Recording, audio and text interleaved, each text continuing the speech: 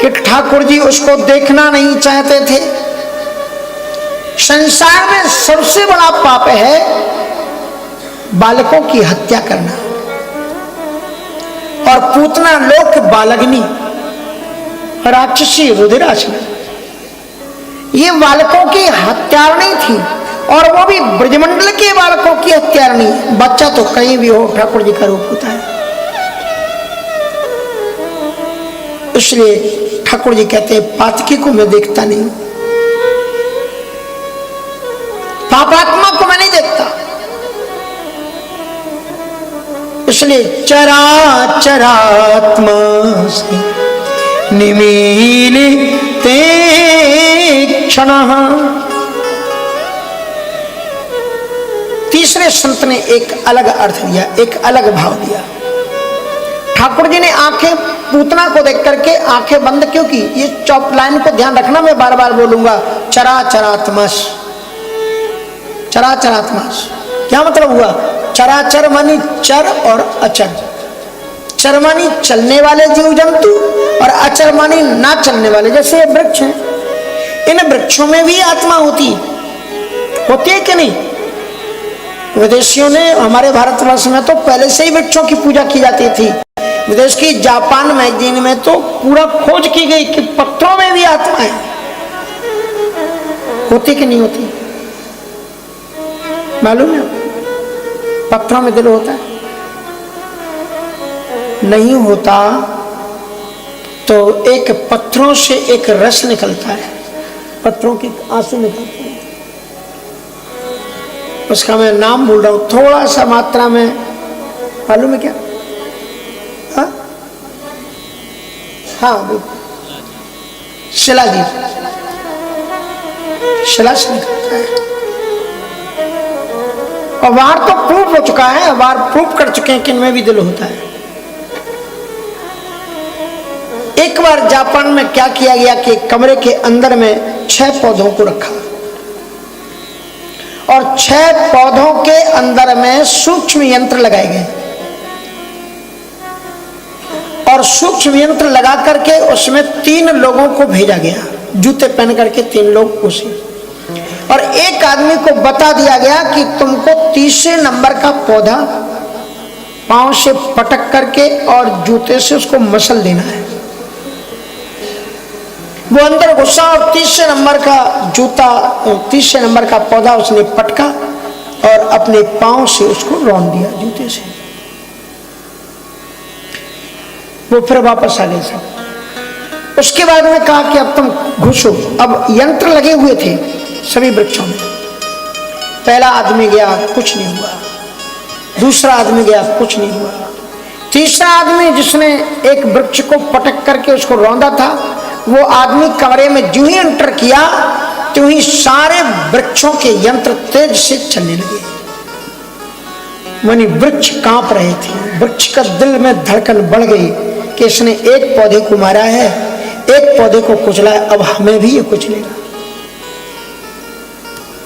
इसलिए कहते हैं कि श्री किशोरी जी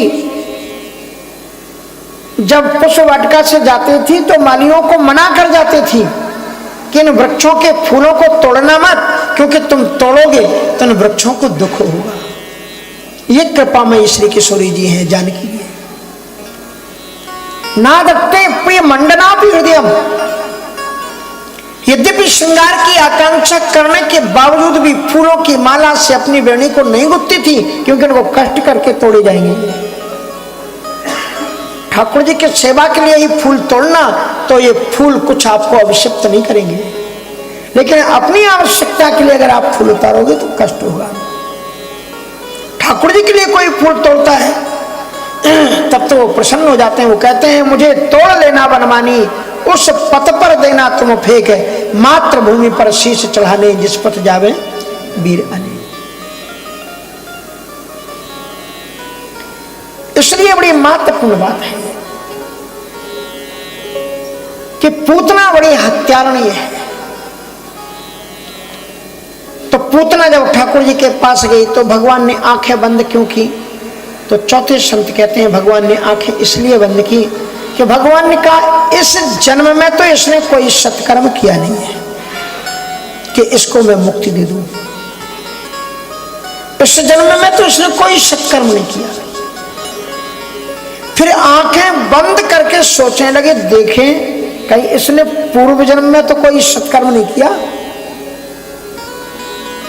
इसलिए पूर्व जन्म के कृत्यों को जानने के लिए चराचरात्मा निमीलित क्षणा, इसलिए भगवान ने अपनी आंखों को बंद कर दिया। पांचवें संत कहते हैं कि भगवान ने आंखें बंद क्यों की? इसलिए बंद की कि क्योंकि क्या कारण है कि जैसे भगवान को तो सब मालूम है कि पूतना अपने स्तनों में कालकूट जहर लगा करके आई। काल को कूट दिया गया, काल ने कूटा है जैसे, माने उसको स्पर्श कर लो। कुछ मिर्ची इतनी कड़वी होती हैं, इतनी कड़वी। अमेरिका में मुझे वो नाम याद नहीं आ रहा कौन सी मिर्च होती है, उसको छू ही लो तुम, कहीं धोखे से तुम्हारे शरीर में कहीं हाथ लग जाए तो उस जगह पर आपको जलन हो लग जाए, ऐसी मिर्ची। कालकूट जहर, जिसको स्पर्श कर लेने वाले से व्यक्ति की मौत हो जाए, ऐसा जहर पूतना गोविंद को खत्म करने के लिए अपने आंचल में लगा करके लेप करके आई है, आंचल के स्तन के अग्रभाग में। अब जहर पीना है तो आपने देखा है कुछ लोग ऐसे होते हैं दवाई के नाम से बहुत रोते हैं। हाँ, एक को हमने दवाई पीना सिखाया, दवाई नहीं पी, हमारा गोली नहीं खाई, हमने धरपट को हमने कहा पियो, और ये थप्पड़ सोसियावर चंदी की जय से शुरू हो गई, काम आता है कुछ। तो महाराज अब दवाई पीने में अगर कड़वी चिरायते का अगर कहीं पीना हो चिरायता तो कितना कड़वा होता है। तो कड़वी दवा पीते समय आप क्या करती हो? आंख बंद कर। सो ठाकुर जी ने सोचा ये जहर लेकर के आई, अब जहर कैसे पिएगी? सुचरा चरात्मा निमीलिते चना, चराचर के मालिक मेरे गोविंद ने अपनी आंखों को बंद कर दिया। एक छठवें संत ने इसका एक अलग भाव दिया। ठाकुर जी ने सोचा कि ये जो जहर है इसको मैं अगर पीऊंगा तो मेरा तो कुछ नहीं होगा, क्योंकि परमात्मा का कुछ नहीं होता, जहर क्या करेगा, लेकिन मेरे अंदर में सारे ब्रह्मांड निवास कर रहे हैं, इसलिए मैं पहले अपनी विद्या से उन्हें ब्रह्मांड के जीवों को सुरक्षित कर दूं, उसके बाद इसके जहर को पीऊंगा। इसलिए चरा चरात्मा निमीलिते क्षणा। सातवें संत ने इसका अर्थ किया कि भगवान ने आंखें बंद क्यों की?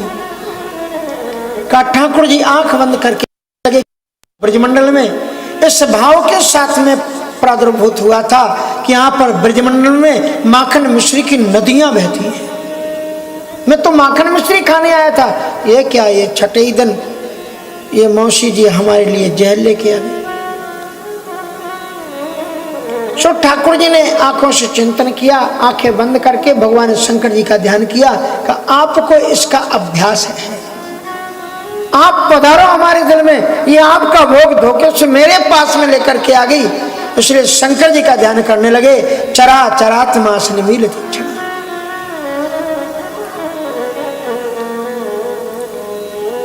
आत्मे संत ने चरात्मा से निमीलित क्षण, भगवान ने आंखें बंद क्यों की?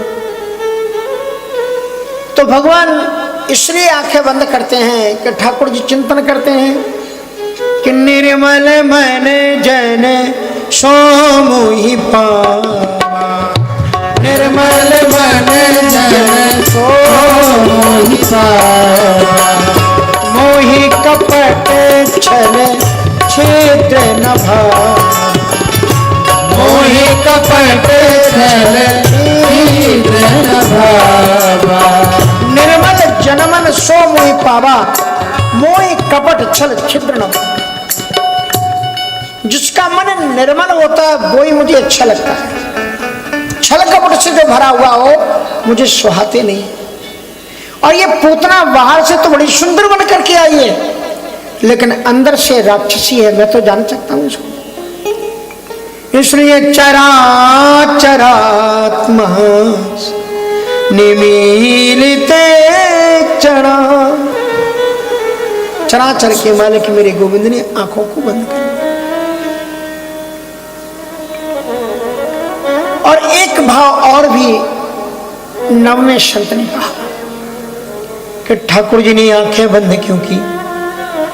तो ठाकुर जी कहते हैं कि मैं इसे कौन सी गति दूं? यदि इसके पापों को देखा जाए तो बड़ी ही पापाचारणी है, बालकों की हत्यारणी है, इसे भयानक नरक में भेज देना चाहिए। फिर कहते हैं कि मेरा नाम है कर्तुम अकर्तुम अन्यथा कर्तुम समर्था। जो मेरी शरणागति आ जाए, कैसे भी आ जाए, सर्वधर्मानो परित्यज्य मामेकम शरणम व्रज, समस्त प्रकार के धर्मों का परित्याग करके तुम मेरी शरण में आ जाओ तो क्या होता है? कहते हैं कि सर्वधर्मानो परित्यज्य मामेकम शरणम व्रज अहम त्वां सर्व पापेभ्यो मोक्षयिष्यामि मा शुचः। You have to not worry about your sadgati. I will give you moksha.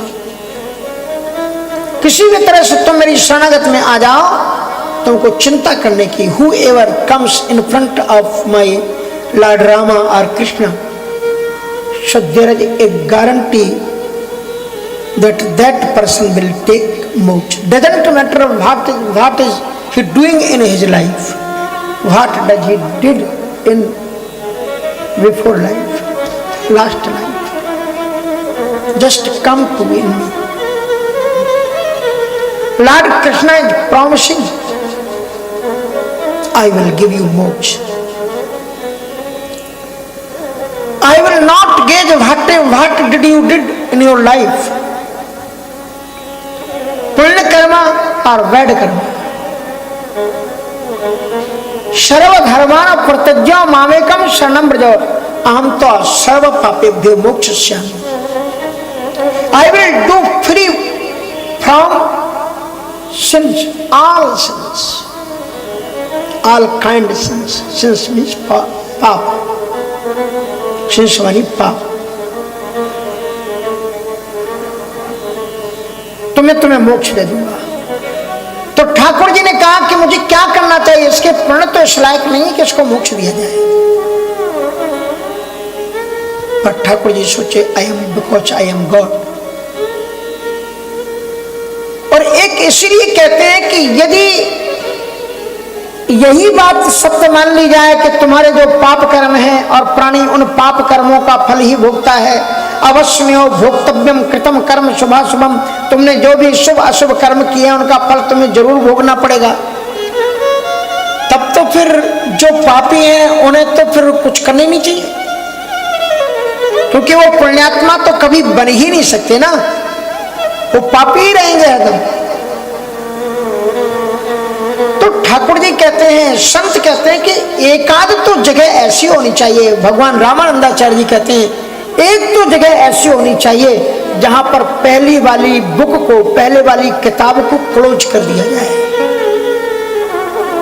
बंद कर दिया जाए। तुम्हारी पिछली लाइफों में, जीवन में तुमने what you did in before life